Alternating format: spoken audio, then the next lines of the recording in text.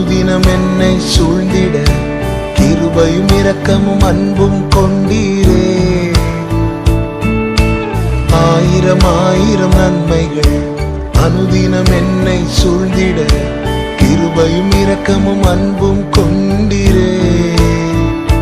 நல்ல எபினேசராய் என்னை நடத்தி வந்தீரே.